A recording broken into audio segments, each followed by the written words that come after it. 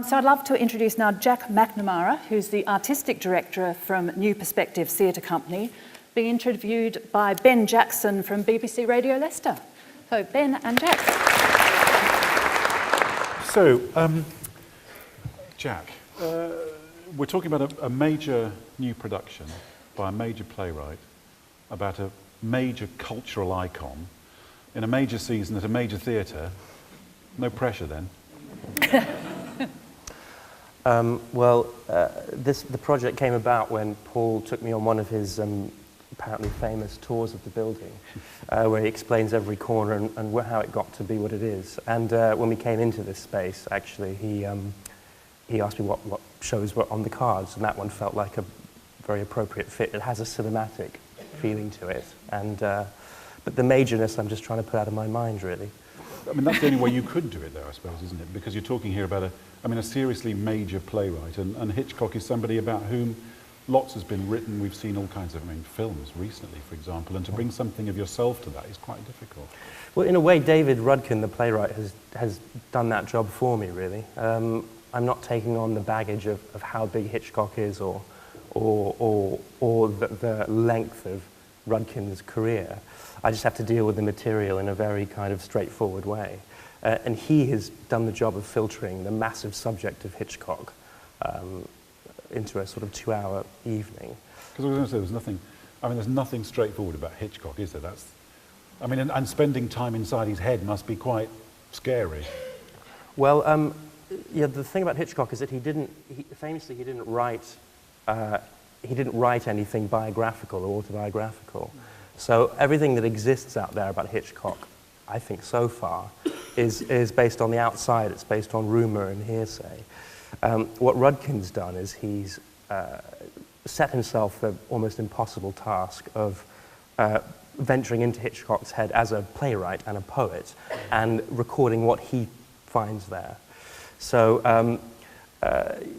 I don't know if it's a difficult place, but it's an uncensored view of that, really. And I guess if you went into any of our heads, you'd see things that were good, bad, and ugly.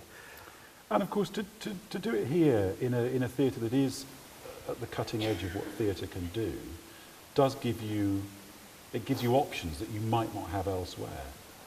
Yeah, absolutely. And as I said, I think it was a very bold move of Paul's to meet me and on the same day ask me what I was thinking about, and to pretty much that same day say, well, that sounds like a great fit for us. So, as you said before, I think it shows a level of risk-taking and an embracing of new forms and new ideas and new practitioners. And just kind of moving into the kind of wider circle of things, that you're taking this production, obviously it's going off and around and having a life of its own. One of the parts of that is to take, significant new productions into rural settings.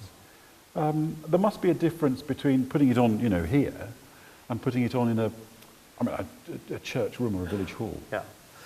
That was a decision of ours that, we have a bit of a choice with our productions. We could keep them just to theatres, or we can exclusively tour them to rural locations, and sometimes a bit of both. And with this one, it's culturally very significant. It's the first play by a well-known writer, and that could just be confined to kind of urban centres and regional theatres. But it just felt like an important gesture to bring that sort of work into rural locations.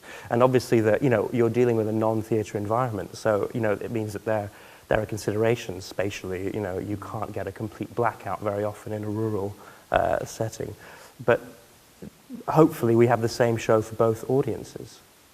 And as far as Leicester goes, I know you're just getting to know the city, and it's new to you, and I think we're all quite proud of the cultural life of the city. But it's an exciting experience for somebody that maybe hasn't spent a lot of time here to be part of that in what is actually a really significant year for the city, to be part of that whole cultural mix. Yeah.